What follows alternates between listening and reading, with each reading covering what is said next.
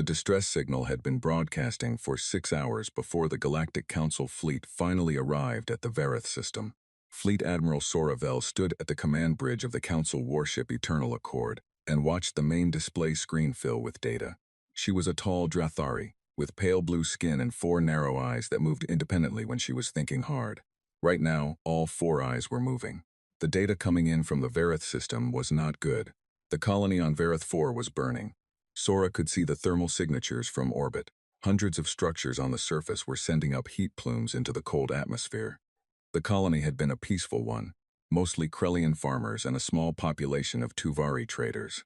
They had been there for 3 generations. They had done nothing wrong. They had simply been in the wrong part of the galaxy when the Vorkai decided they wanted more border territory.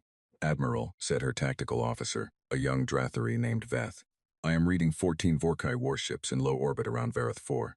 There are also 6 more positioned at the system's outer boundary. They appear to be running a blockade pattern." Sora nodded slowly. "What is the status of the colony?" Surface population was approximately 40,000 at last registry count. Sensors are showing heat signatures consistent with large weapons discharge. Many of the eastern settlements are no longer responding to communication pings. Veth paused. He was young and he still struggled sometimes to keep his voice flat when the news was bad. "Estimated civilian casualties are high, Admiral." Sora closed her eyes for a moment. Then she opened them and looked at the rest of the bridge crew. They were all watching her. They wanted to know what the plan was. She wished she had a better one to give them. The Council fleet she commanded was not small. She had 11 warships, 2 heavy cruisers, and a carrier loaded with fighter craft. Against 14 Vorkai warships in defensive orbit plus 6 more at the system edge, those numbers were not comfortable. The Vorkai built their ships thick and mean. Their hulls were heavy. Their weapons were powerful. They did not care much about elegance or speed. They cared about hitting hard and not dying. "Open a channel to the Vorkai command vessel," Sora said. The communication officer, a Tuvari named Priel, worked at her console for a moment. "Channel is open, Admiral." Sora straightened her back and kept her voice calm and firm. "Vorkai Fleet Command, this is Fleet Admiral Sora Vel of the Galactic Council. You are in violation of the Vareth Neutrality Accord, which your government signed 40 years ago.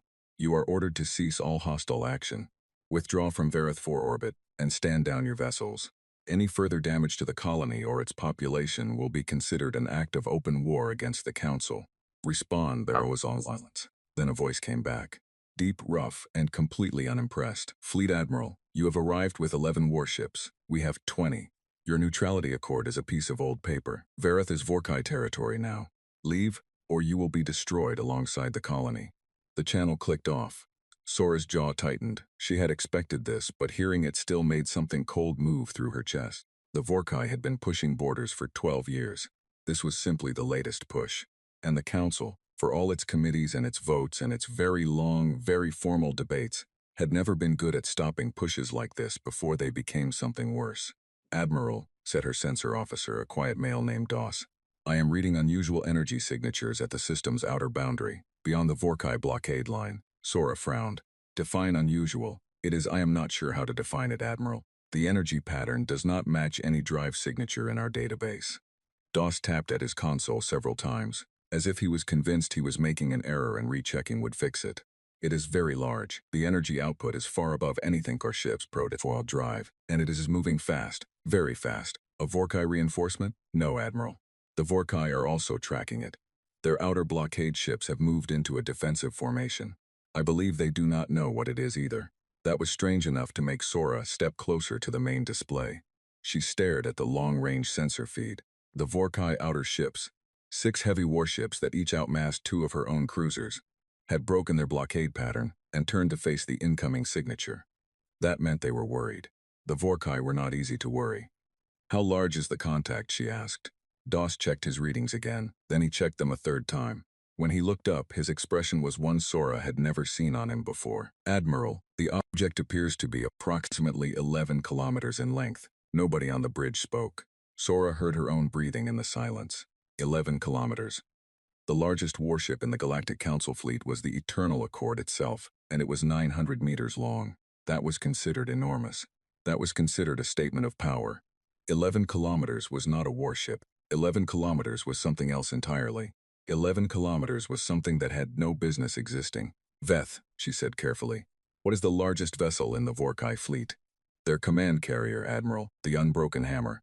It is approximately 1.4 kilometers in length. 1.4 kilometers against 11.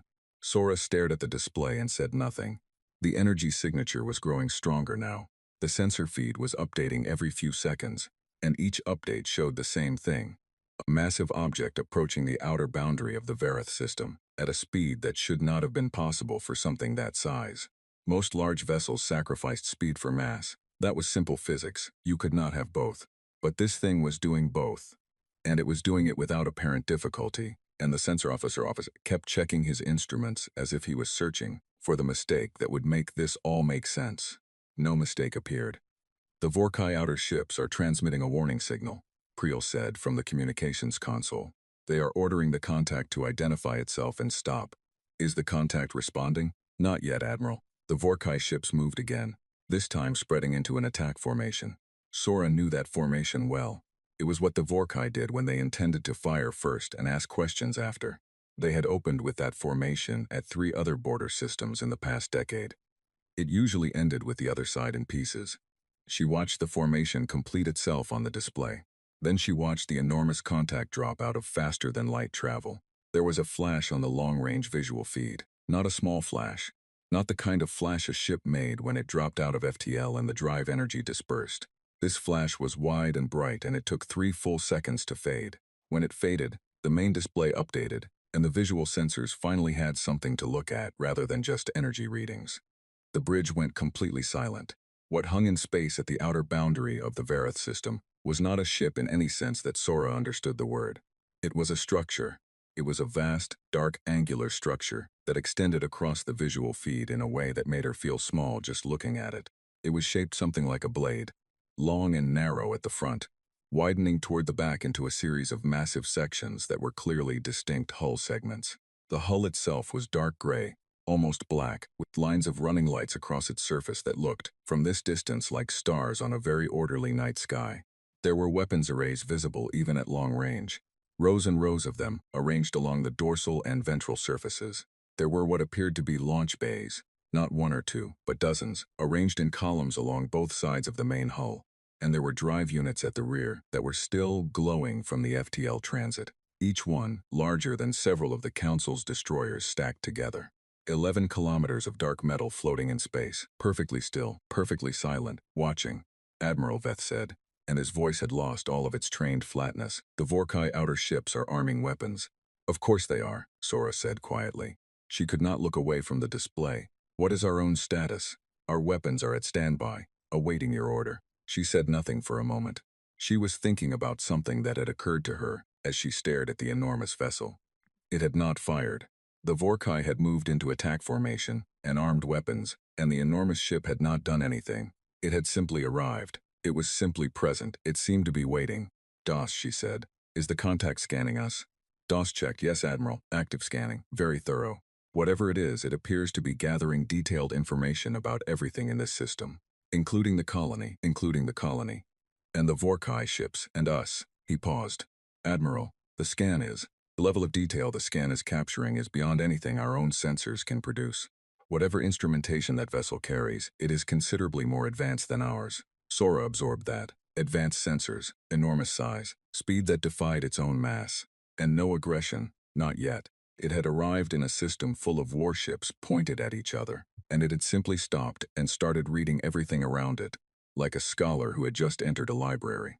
Priel, she said, is the contact broadcasting on any frequency? No, Admiral, it is receiving. It has received the Vorkai warning transmission, but it has not responded. What about to us? Has it directed any signal specifically toward our fleet? Priel worked at her console. No, Admiral, not yet. Sora watched the Vorkai outer ships. They were still in attack formation, still armed, but they had not fired. She wondered what was stopping them. It might have been uncertainty. It might have been the simple, very basic animal instinct that even battle-hardened Vorkai warriors apparently possessed. The instinct that said something this large and this quiet might not be something you wanted to start a fight with, or it might have been something else, something simpler. The Vorkai outer commander might just be waiting for someone to tell him what that thing was before he decided whether shooting it was a good idea. That was the question everyone in the system was asking right now. What was it? Sora turned to her tactical display and opened the Council's Universal Registry. Every known species in the galactic community had their vessels cataloged. Every known drive signature, every hull configuration, every known size class. She ran the search parameters herself. 11 kilometers in length, the drive signature that DOS had captured. The angular hull configuration from the visual feed. The registry searched. The registry returned no results. She ran it again with broader parameters. Any vessel within 50% of that length. Any drive signature within 40% of the readings. Any species known to possess FTL technology not currently registered as a council member. The registry returned no results. She sat back and stared at the blank results screen. And then she looked at the enormous black shape on the visual feed. And she felt something she had not felt in a very long time. She felt genuinely, completely Ladmiral, Veth said, breaking the silence. The Vorkai Outer Command ship is hailing the contact again. Direct tight beam transmission this time. They are demanding identification under Vorkai military code. Is the contact responding? A pause. No, Admiral. Another pause. Admiral, the contact is moving. Sora snapped her eyes back to the display. The enormous vessel was indeed moving. Not toward the Vorkai, but across the outer boundary. Moving slowly and deliberately in a wide arc that was clearly taking it toward a better angle on the Verath system. Toward a better angle on Verath 4, toward a better view of the colony, of the burning settlements, of the Vorkai warships in low orbit. It was repositioning, it was choosing its own position. And something about that, the calm, unhurried way it was doing it, made Sora's 4 eyes all focus in the same direction at exactly the same moment, which almost never happened unless she was very, very worried. How long until it completes that arc? She asked. At current speed, approximately 7 minutes, Admiral. 7 minutes. In 7 minutes, that enormous ship would be positioned between the burning colony on Verath 4 and the Vorkai fleet currently orbiting it. Not between Sora's fleet and the Vorkai. Between the colony and the Vorkai. She stared at the display for a long moment. Then she said something she had not planned to say. I think, she said quietly, that it is here about the colony. Nobody argued with her. Nobody could think of anything better to say. So they all watched the display, and they watched the enormous dark vessel complete its arc. And they watched the Vorkai outer ships finally break formation and pull back, not because anyone had ordered them to, and not because they had been threatened, but because 20 years of space combat experience apparently told every single Vorkai commander in that system the same thing at the same time. Whatever that thing was, you did not get between it and the thing it was looking at. The Vorkai outer ships pulled back to join the main fleet at Verath 4 orbit, and the enormous vessel held its new position. Sora watched the running lights move slowly across its hull in the visual feed, and she found herself wondering, not for the first time in the last 20 minutes, where it had come from. Who had built it? What species had looked at the scale of this galaxy and said, we need something bigger? She had no answers. She had a feeling the answers were coming. She had a feeling they were going to be very, very interesting. Her communication console lit up. Priel turned from her station with an expression that Sora had never seen on a Tuvari before. Wide eyes, hands slightly unsteady. Voice careful and precise in the way voices got when people were trying very hard not to show how startled they were. Admiral, Priel said, the unknown vessel is broadcasting. Galactic Standard, clear signal, directed toward all vessels in the system. Sora straightened in her command chair. Put it on, she said. The voice that came through the bridge speakers was calm. It was even. It belonged to something that breathed air and spoke with a jaw and a tongue and vocal cords, which meant it was biological and not a machine. And it carried in it the specific quality that certain voices carried. The quality of someone who was not in a hurry, because they did not need to be in a hurry. Because nothing in the immediate environment constituted a threat to them. This is Commander Park Jin-ho of the United Nations Shipigets of Terra, the voice said. To all vessels in the Verath system, we are aware of the situation on the surface. We are here to observe. We ask that all parties hold their current positions. We will be in contact shortly. The transmission ended. The bridge was very quiet. Sora looked at Priel. Run that name through every database we have. Priel ran it. No results, Admiral. No match in any known species registry. No match in any language database. The name structure is unrecognized. Sora nodded. She had expected that. She looked at the enormous dark ship on the display. The Aegis of Terra. She did not know what that meant. She did not know what a United Nations ship was, or what Terra referred to, or who Commander Park Jin-ho was, or what species spoke with a voice like that. Steady and warm and completely, entirely unafraid. She knew one thing. Whatever came next, the Vareth system had just become the most important place in the galaxy. And she had a feeling it was going to stay that way for a very long time. The silence after the transmission lasted exactly 4 seconds. Then everyone on the bridge of the Eternal Accord started talking at once, and Fleet Admiral Soravel had to raise her voice sharply to cut through all of it. The crew quieted down, but she could see it in their postures, the tension, the confusion, the nervous energy that came from standing in the middle of something nobody understood. She understood the feeling.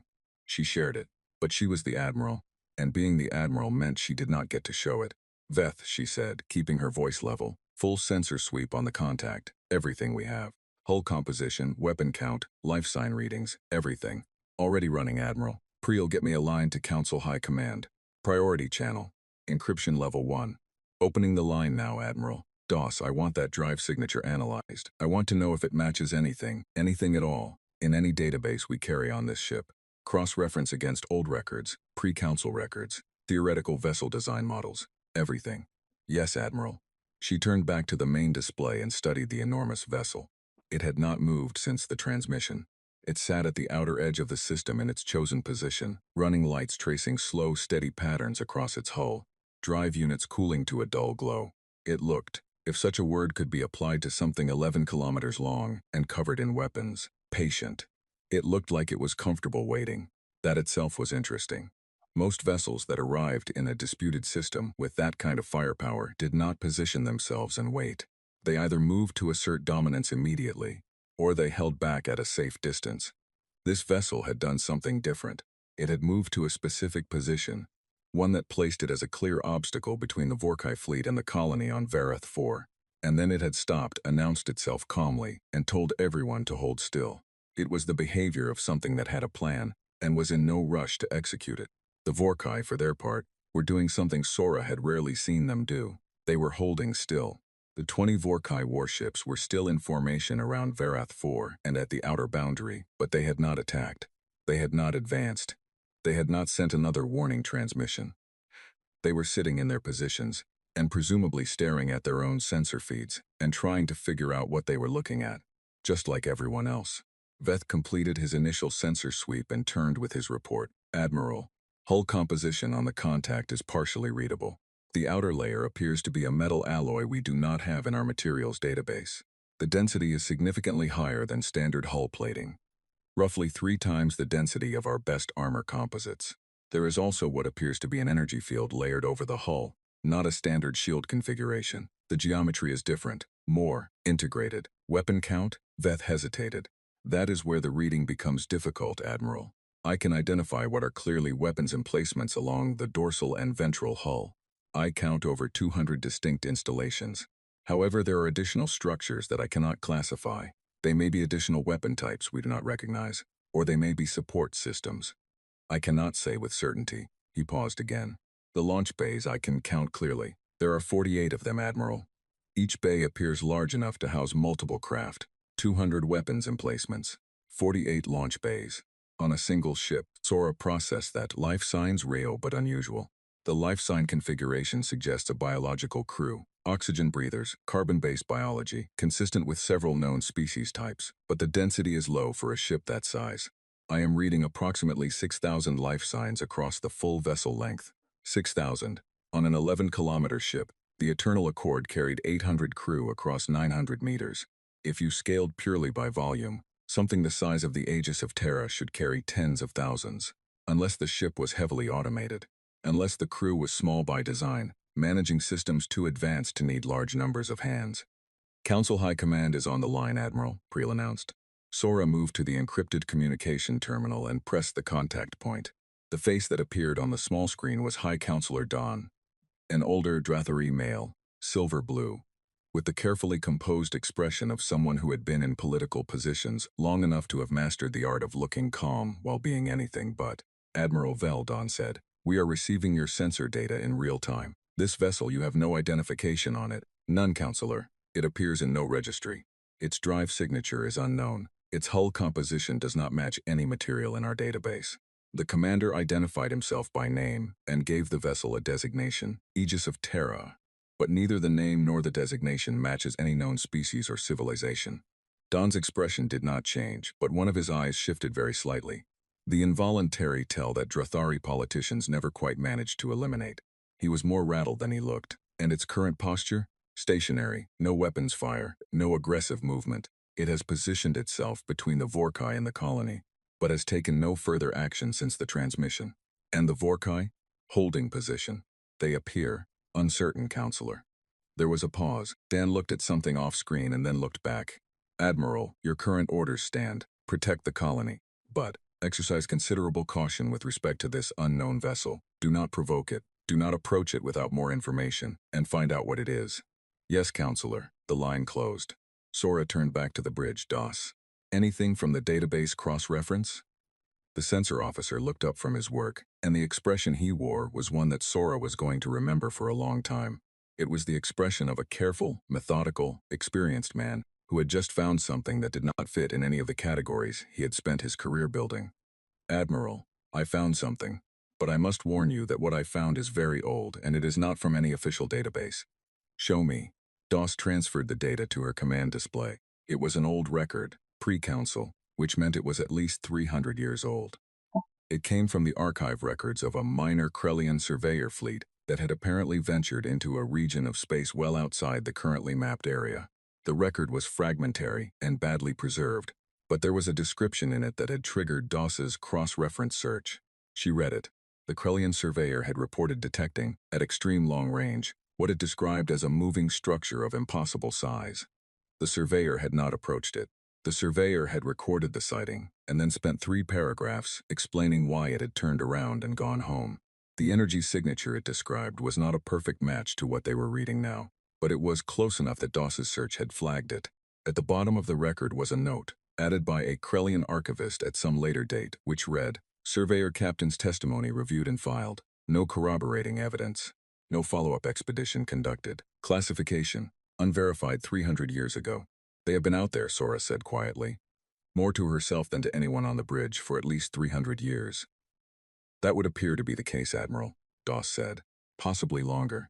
The surveyor's record is the oldest I found, but if they have been traveling beyond the mapped regions for that long, they could have been active much earlier and simply never crossed paths with anyone who filed a report. Or anyone who survived to file a report, Sora thought, but she kept that thought behind her teeth. The Vorkai moved, not all of them. The main fleet at Vareth 4 orbit stayed put, but the 6 ships that had originally formed the outer blockade line began moving, slowly, deliberately, toward the Aegis of Terra. They were not in full attack formation. They were in a probe formation, the kind the Vorkai used, when they wanted to get close enough to read a target properly, before committing to a fight. Vorkai outer ships are moving toward the contact, Veth confirmed. They appear to be conducting a close approach for sensor purposes. What is the contact doing? Nothing, Admiral. Still stationary. The 6 Vorkai ships crept forward. At 300 kilometers from the Aegis of Terra, they slowed. Sora watched their sensor emissions ramp up on the display. They were scanning. Doing exactly what she had done, trying to figure out what this thing was. Then one of the Vorkai ships did something very Vorkai. It fired a ranging shot. Not a full weapons discharge, just a single pulse from a forward cannon. The kind of thing the Vorkai sometimes did when they were not sure if something was a threat or a derelict. Fire a small shot and see if it responds. The pulse crossed the gap and struck the hull of the Aegis of Terra, and nothing happened. No explosion, no visible damage, no hull breach, no secondary explosion from impacted systems. The energy pulse simply stopped when it hit the hull. It did not even leave a visible mark. It was as if the ship had simply absorbed the shot and processed it the way a large animal processed the sting of a small insect, without apparent effect, without apparent concern. The 6 Vorkai ships stopped moving. There was a very long pause in the Vareth system. Then the Aegis of Terra spoke again. To the Vorkai vessel that fired the ranging shot, the voice of Commander Park Jinho said, "That was unnecessary. We are not here for you. We are here about the colony. We suggest you rejoin your formation and wait. This will be resolved shortly." The transmission ended. One of the Vorkai ships started backing away from the Aegis of Terra, then a second, then a third. By the end of it, all 6 of the outer ships were moving back toward the main fleet, and nobody watching them could have said they were doing it in any orderly way. They were doing it the way ships backed away when the crew decided, collectively, and without a formal order, that being where they were was a very bad idea. On the bridge of the Eternal Accord, someone let out a long, shaky breath. Sora did not look to see who it was. She felt she understood. "Admiral," Priel said, and her voice was now very careful. "The Aegis of Terra is hailing us directly. Tight beam addressed specifically to this ship." Sora stood up very straight. On speakers, the same calm voice. "Fleet Admiral Vel, this is Commander Park of the Aegis of Terra. We have reviewed the situation in this system. We understand you are here on behalf of the Galactic Council to address the Vorkai incursion. We would like to coordinate. Are you available to speak directly?" Sora looked at her crew. They looked back at her. Every face showed the same question. What do we do? She had no handbook for this. There was no council protocol for an unknown vessel of impossible size, asking to coordinate actions against a common threat. There was no training exercise that had covered this scenario. There was simply the situation, and herself and her judgment.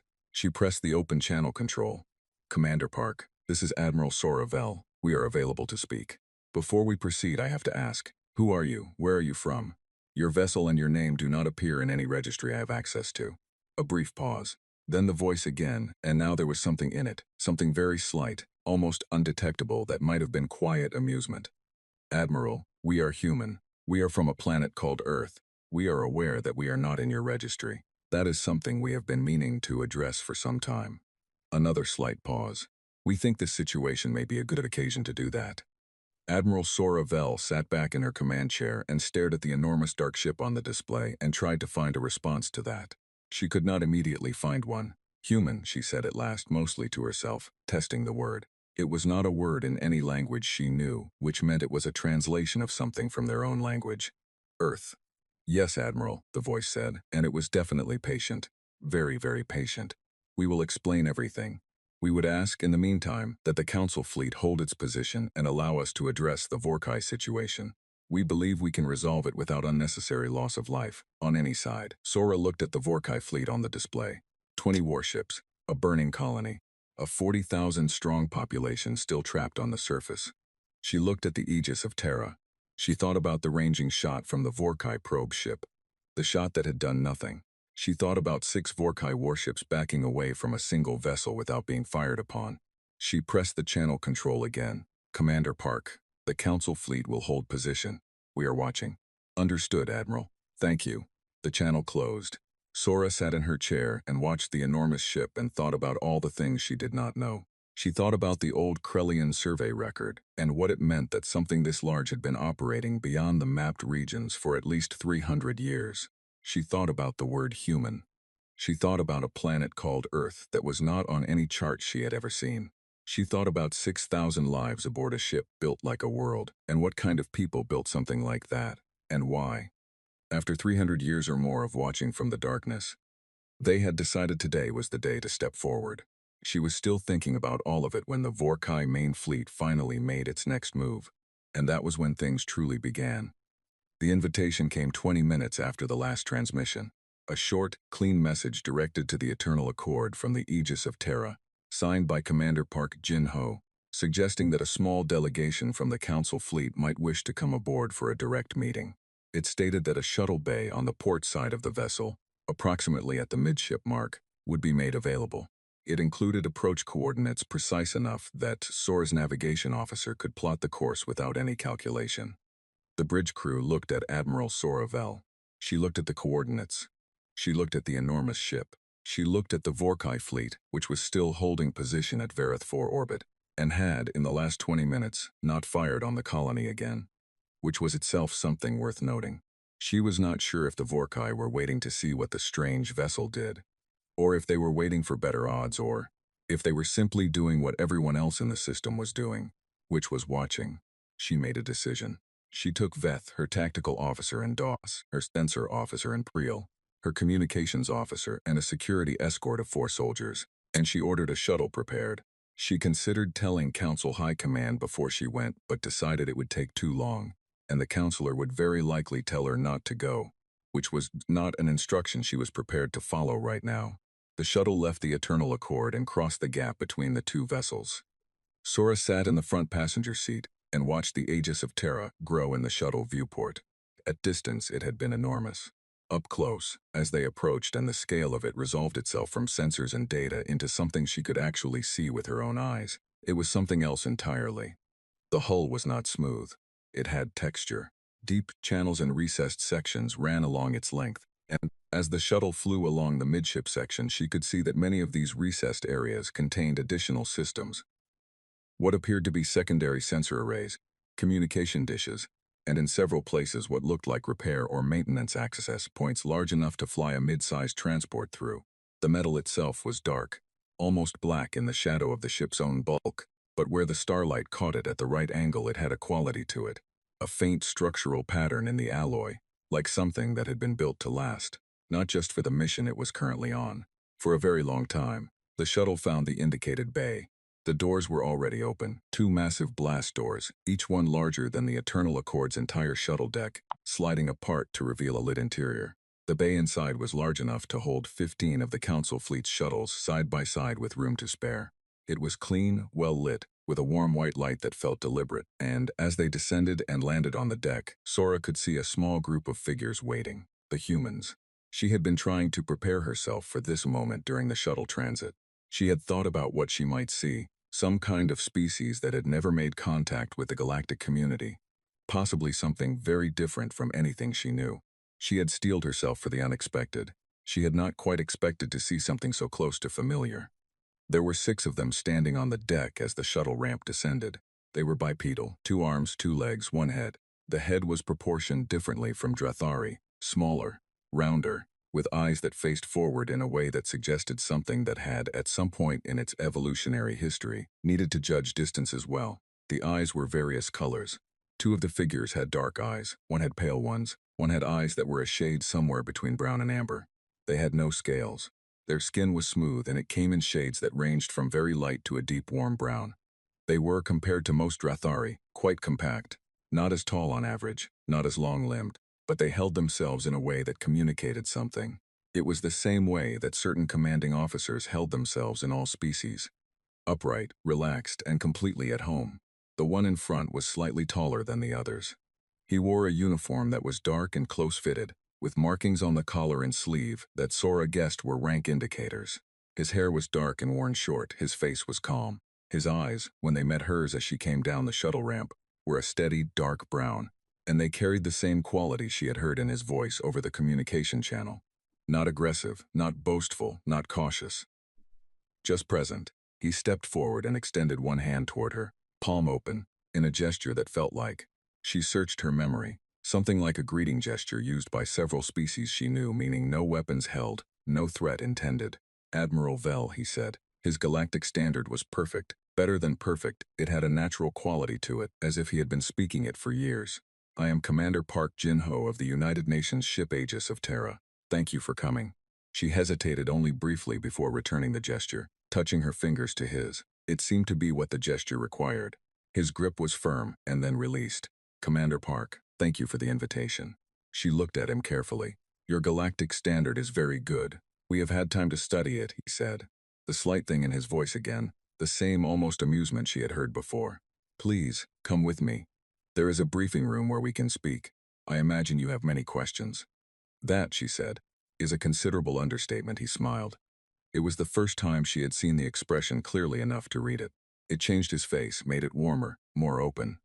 She had seen that expression on Drathari, on Krellians, on Tuvari. It appeared that whatever else humans were, they were something that smiled. She followed him through the bay door and into the interior of the Aegis of Terra. The corridors were wide. Not absurdly wide, but comfortably wide. Enough that 6 or 7 people could walk abreast without crowding. The ceilings were high. The lighting was consistent and warm. There was signage on the walls in a script she did not recognize, presumably the human's own language, and in Galactic Standard below each sign.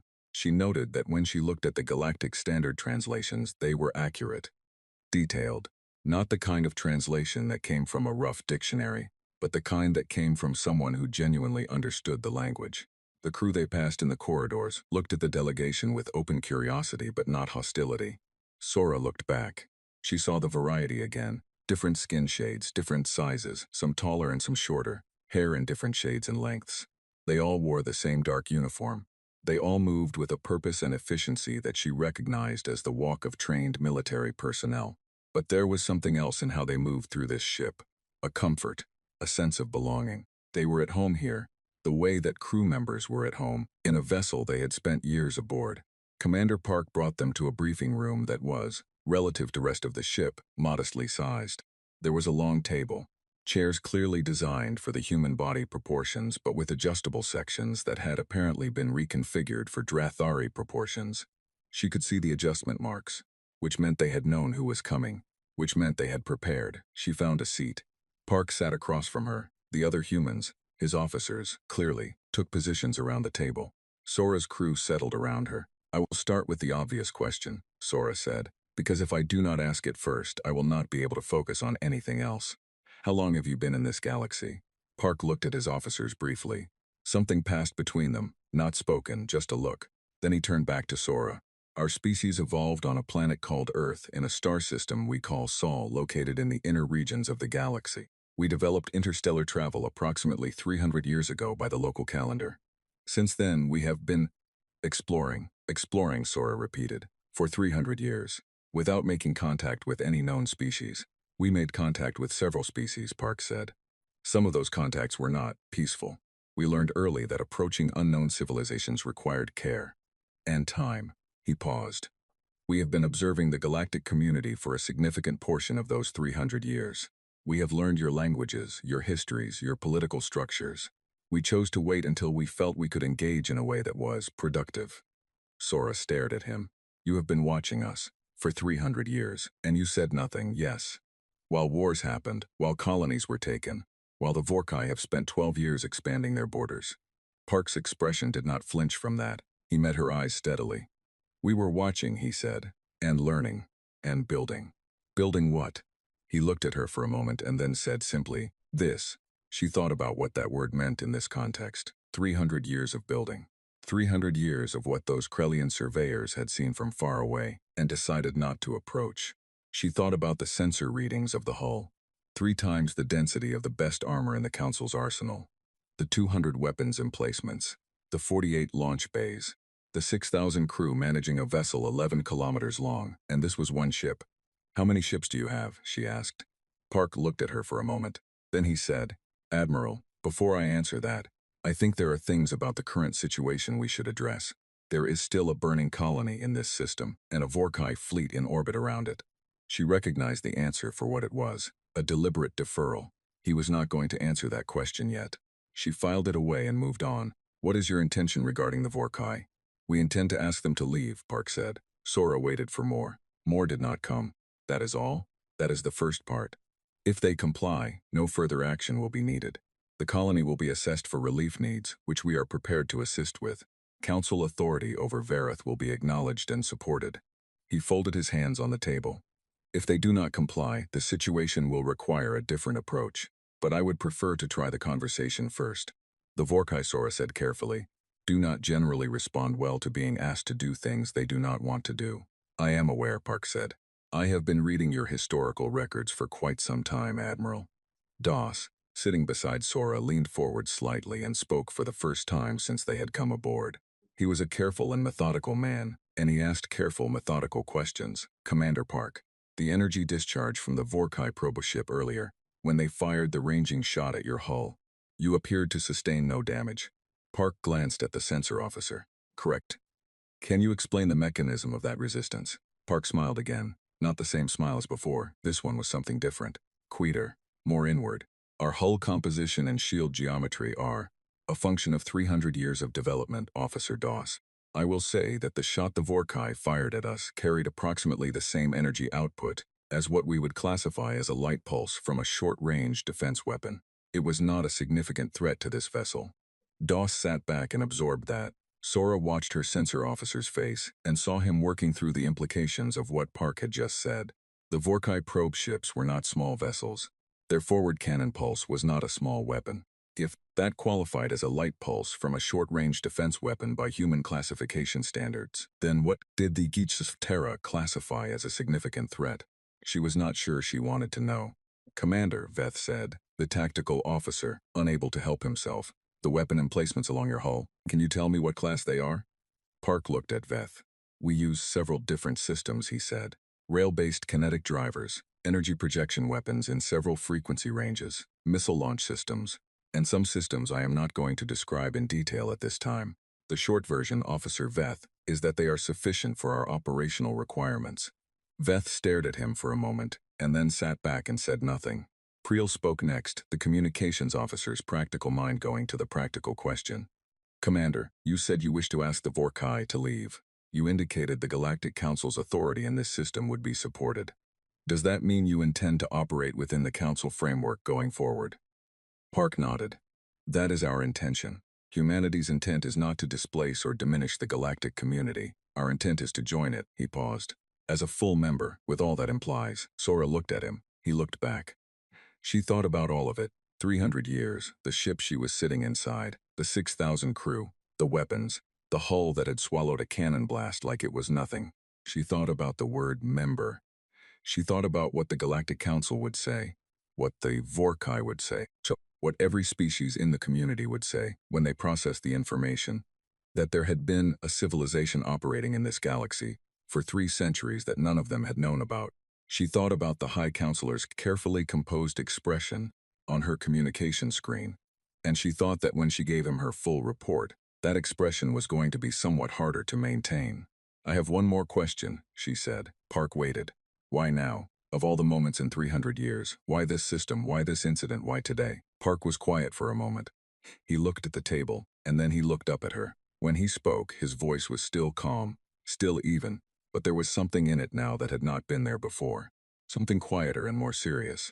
Because 40,000 people are on that surface, he said. And they are dying. And we are here, and we can stop it, and there is no longer any reason, sufficient reason, to wait. The briefing room was very quiet. Sora looked at him for a long moment. She thought about the 300 years of watching.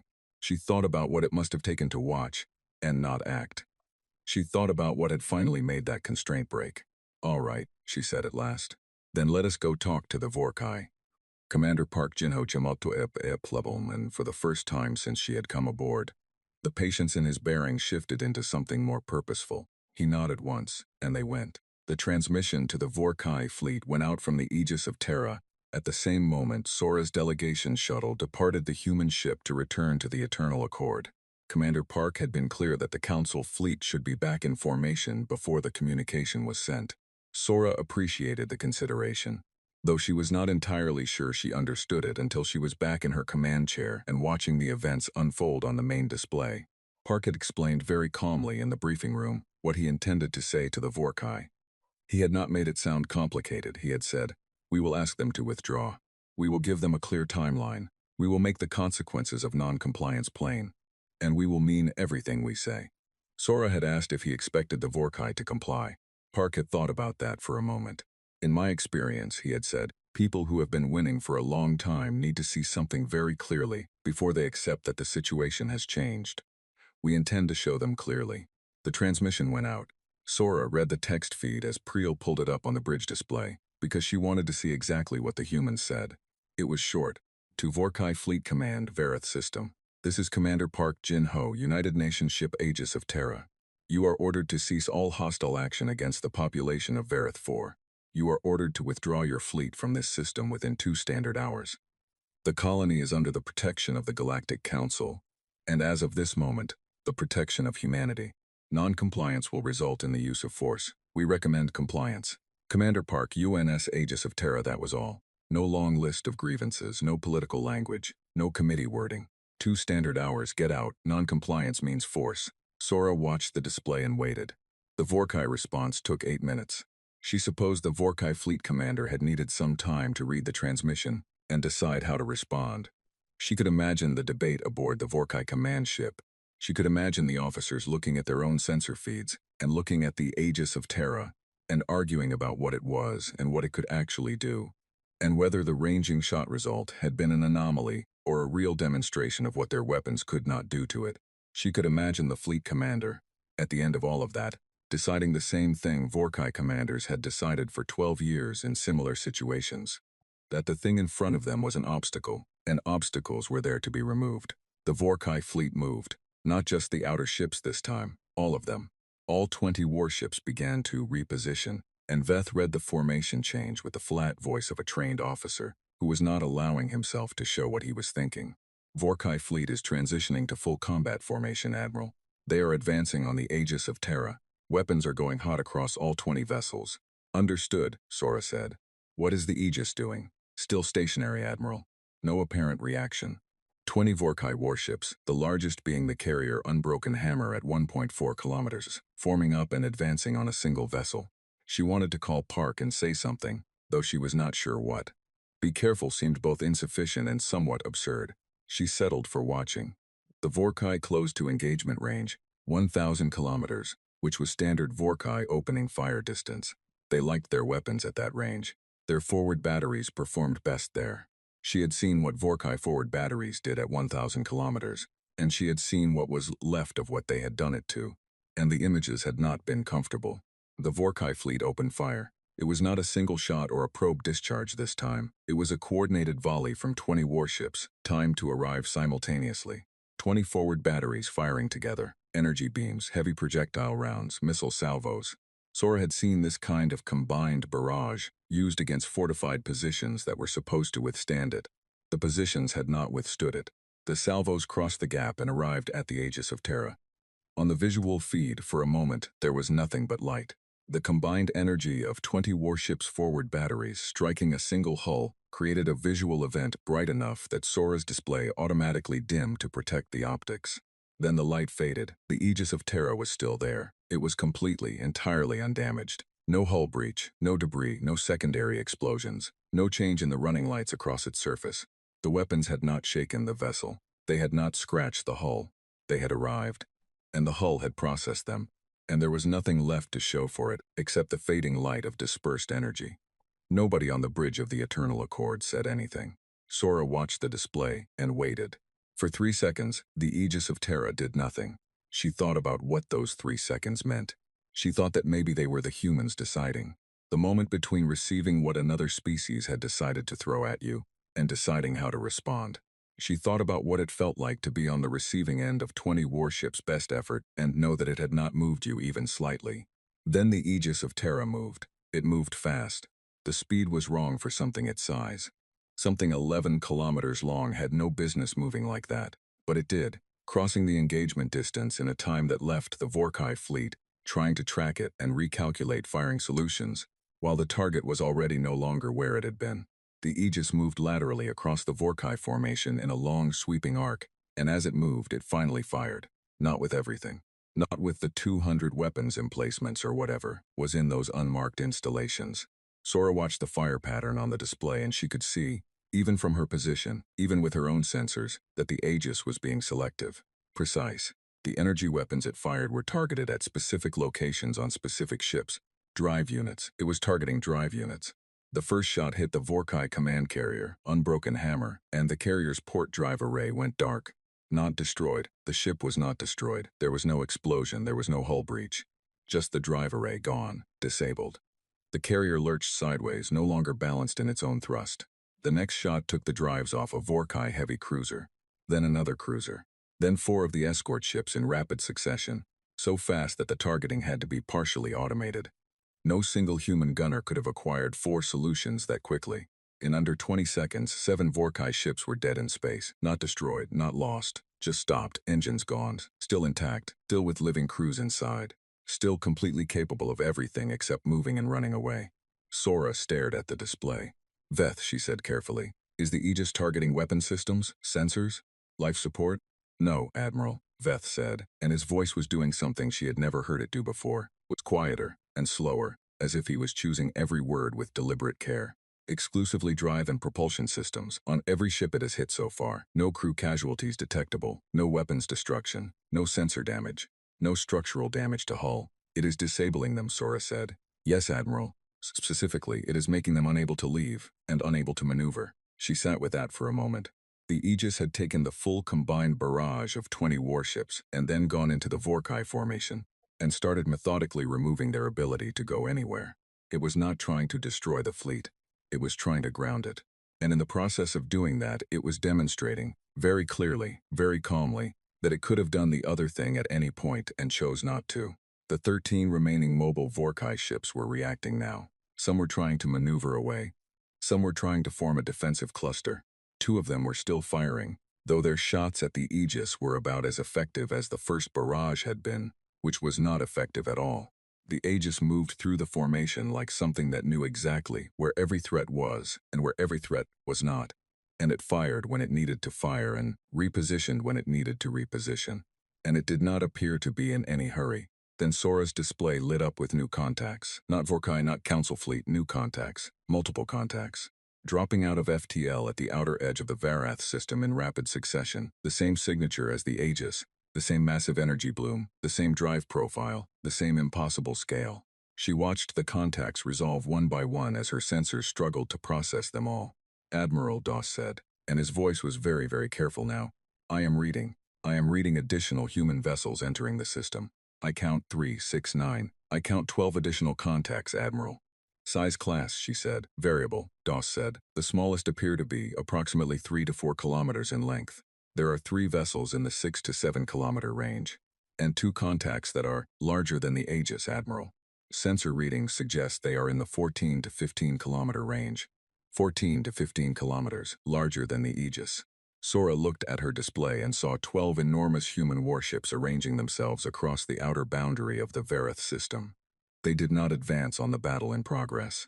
They held position in a wide formation that effectively sealed the system exits. If anything in this system, tried to leave at FTL, it would have to go through the human formation to do it. They were not joining the fight. They were making sure nobody left. And Sora understood something in that moment with a clarity that was almost physically uncomfortable. The humans had not needed 12 ships to handle the Vorkai fleet. The Aegis of Terra had been demonstrating that for the last several minutes all on its own. The other ships were not here because the Aegis needed help. They were here because this was the humans' announcement. This was them saying, clearly and without any ambiguity whatsoever, that they were present, they were organized, they were here in numbers, and what the galaxy was seeing right now was not an exception. This was not one ship that had decided to act. This was a fleet that had decided to step forward.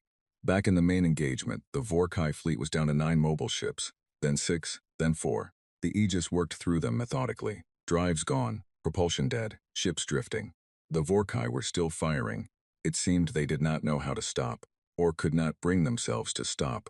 But their shots were doing exactly what all the previous shots had done, which was nothing.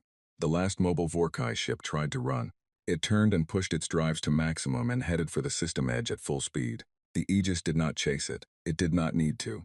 One of the ships at the outer boundary, one of the smaller 3 to 4 kilometer vessels, moved to intercept, matched the fleeing warship's speed without apparent effort, positioned itself directly in the Vorkai ship's path, and simply waited. The Vorkai ship had 2 options. It could fire on the human vessel blocking its escape, which it did, and which had no effect, or it could stop. After 3 seconds of trying the first option and achieving nothing, it stopped. Sora watched the entire Vorkai fleet sitting dead or still in the Varath system, 20 warships going nowhere, and she thought about the old political debates she had sat through in council chambers, the long arguments about whether to send 2 ships or 3 to the Vorkai border incidents, whether to file a formal complaint or an informal one, whether a committee review should precede action or follow it. She thought about how many colonies might have been different if, at any point in the last 12 years, someone had shown up and simply, systematically, and without malice or destruction, removed the Vorkai's ability to go anywhere. The Aegis of Terra came to rest in the center of the drifting Vorkai fleet. It was surrounded on all sides by warships that had fired everything they had at it, and none of it had mattered, and now they were all sitting still. Park's voice came over the general channel again. Vorkai Fleet Command. Your ships are immobilized. No crew members have been harmed. We have no intention of destroying your vessels or harming your personnel. However, you are currently unable to leave this system until we choose to allow it. A pause. We are going to send a transport to the surface of Varath 4 now, to begin relief operations for the colony. During that time, we ask that you sit quietly and think about the conversation we are going to have when relief operations are complete. That conversation will involve your withdrawal from all territories taken in the past 12 years, reparations to damaged colonies, and a formal agreement regarding future border conduct. Another pause, shorter this time. We are not asking you to surrender. We are asking you to negotiate. There is a difference. We think, given the current situation, you may find negotiation more comfortable than the alternative. The Vorkai fleet said nothing. Sora's communication console lit up. It was Park on the direct channel to the Eternal Accord. Admiral Vel, we are beginning surface operations on Varath 4. We have medical personnel and supply capabilities aboard. We would be grateful if the Council fleet could coordinate with us on relief distribution. Sora looked at her bridge crew. They were all staring at her. She read in their faces every emotion she was feeling herself. The shock, the recalibration, the attempt to process the last 40 minutes and put it into a framework that made sense. There was no framework.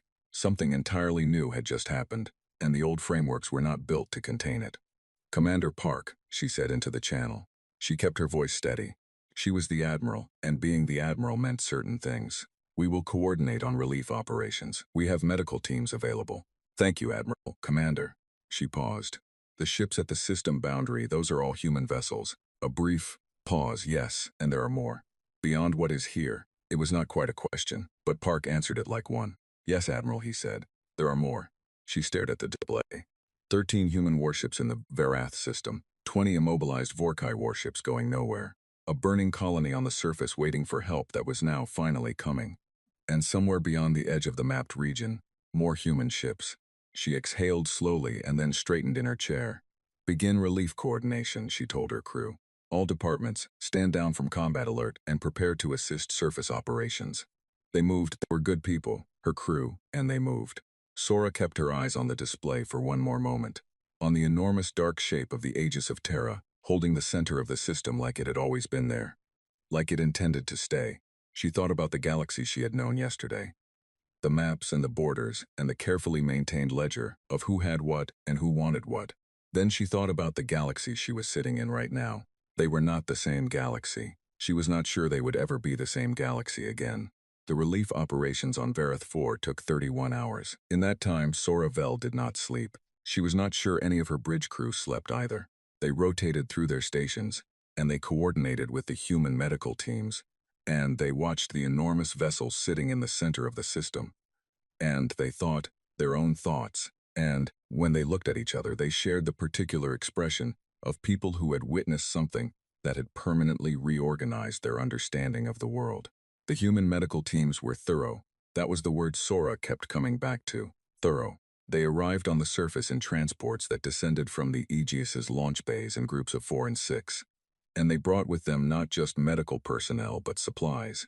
Enough supplies that Sora's logistics officer, a careful Drathari named Hess, spent an entire hour cataloging what was being offloaded, and then came to Sora with the catalog and said, with great precision, "Admiral, they brought enough medical material for a population approximately 3 times the size of this colony. They appeared to have prepared for this in advance."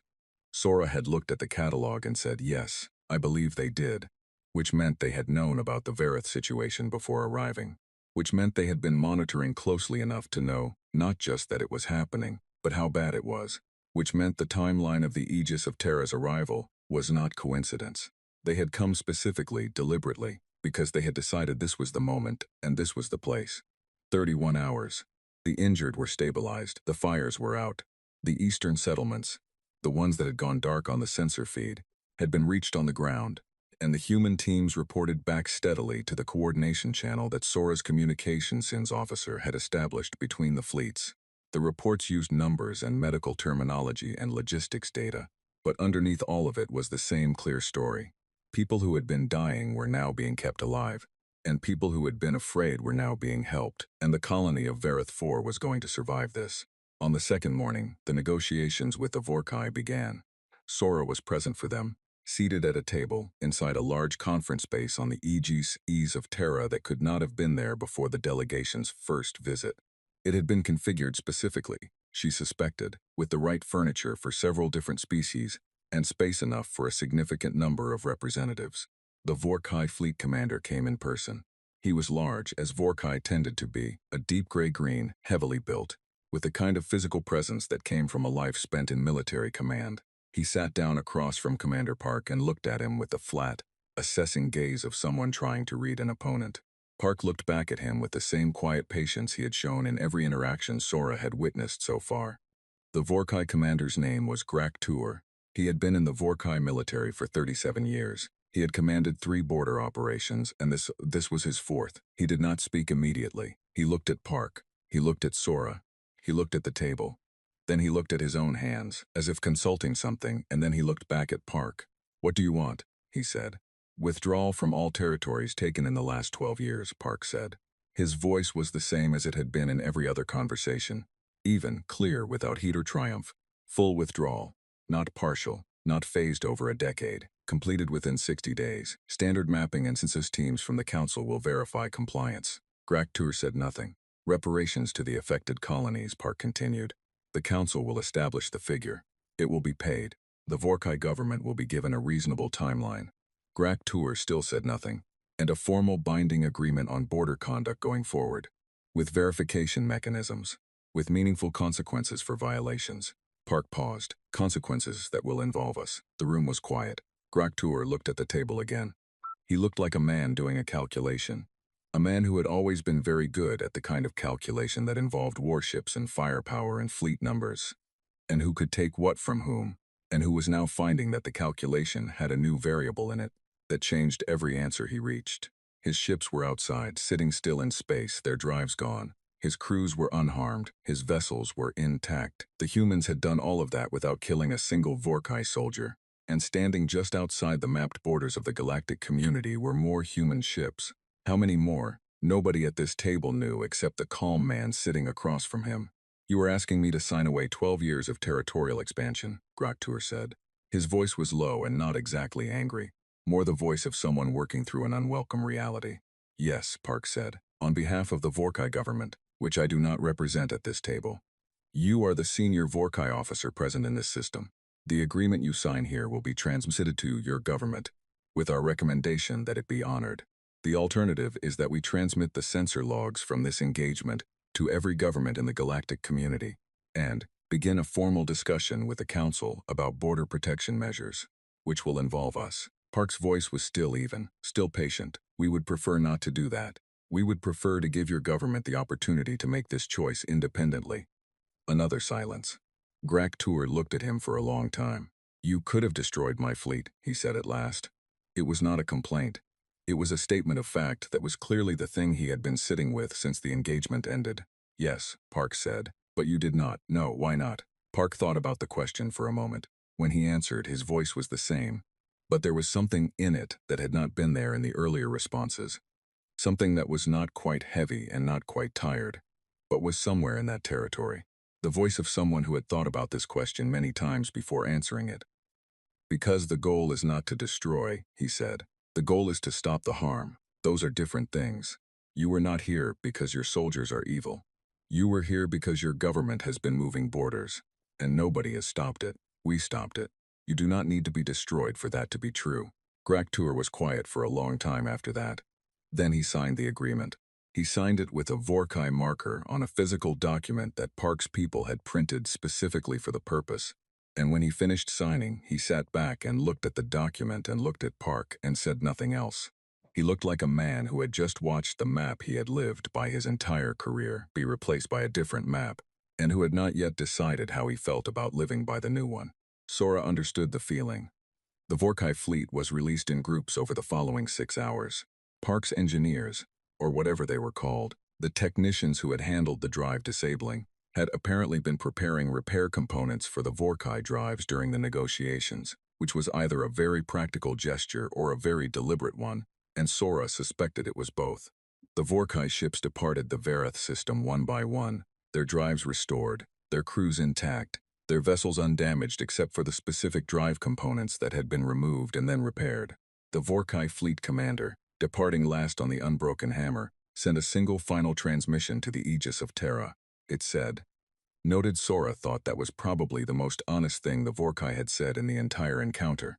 After the last Vorkai ship was gone, she returned to the Aegis of Terra one more time, not for a crisis meeting, not for a negotiation. Park had asked her to come, in a message that was short and without ceremony. And she had come because she was genuinely, deeply curious, and because she had a feeling this conversation was the one that mattered most. They sat in the same briefing room as before, but this time it was just the two of them. No delegations. No officers flanking them at the table. Park poured something hot into 2 small containers from a dispenser on the wall and set one in front of her. She looked at it. Tea, he said. Specifically, an oolong variety. It is a human drink. It may not suit your palate, but it is what I have, and I am offering what I have. She tried it. It was unusual. She would not have been able to say whether she liked it or not. She tried it a second time. The council, she said, setting the container down, is going to need to meet with you. Yes, he said. High Counselor Dan will want a full briefing. The other council members will have questions. Many questions. The presence of an unknown civilization of your capabilities is going to cause significant. She searched for the right word, discussion. I imagine so, Park said. I need to be honest with you, Commander. There will be fear. Not everyone will respond the way I have responded.